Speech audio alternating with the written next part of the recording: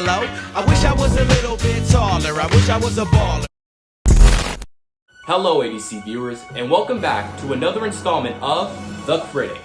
Today, we will be taking a look at a remake of one of the most iconic films of all time, Space Jam: A New Legacy. Now, before we begin, this is a spoiler warning right now, so if you have not watched the movie, make sure to click off this review at this moment right now. But without further ado, let's get to the review.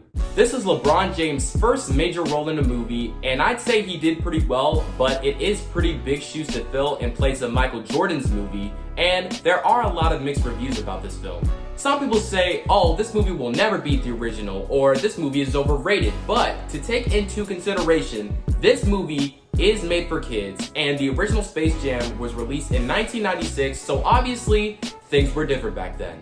One thing I didn't expect from this film is that I thought it was going to be a sequel to the original Space Jam, where a famous basketball player was going to come to the Looney Tunes universe and they were all going to play along and defeat the enemy. But when LeBron James got to the Looney Tunes universe, it was Bugs Bunny and he was all alone, and it seemed like Michael Jordan had never been there in the first place. But let me say, the graphics in this movie were amazing. They were definitely a big upgrade from the 1996 movie, and here's an example right here. Welcome to the space.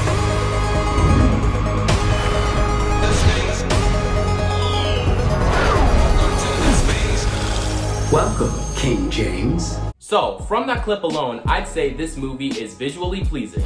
Anyway, Don Cheadle being the villain of this movie didn't really surprise me, seeing from the start that he had some evil intentions and he was not going to be on the good side. And he also convinced LeBron James' son to create monster variations of basketball players such as Anthony Davis. And I kind of like the fact that they made like a video game aspect in the basketball game. Towards the end of the movie, Don Cheadle basically pulled a reverse on one of the shots that one of the players made. There were so many references in this movie to different cartoons such as the Jetsons, the Flintstones, Yogi Bear, and Rick and Morty. There was also King Kong and just so many more. I also liked all the pop culture references they made in this movie, and that the directors wanted to give a modern look to the classic Space Jam we all know and love. Now, the moment we've all been waiting for, here is my personal rating for this movie. Now, from a scale of 1 to 5, I give it a 3.5. Now, I didn't love this movie, nor did I hate this movie. I'm just gonna say it doesn't beat the original. And that's all the time we have for today. What will I critique next? You'll just have to wait and see. Take it away, Porky Pig. That's all, folks. Hop inside an Audi, then I did the dash. Shawty know I only care about the cash.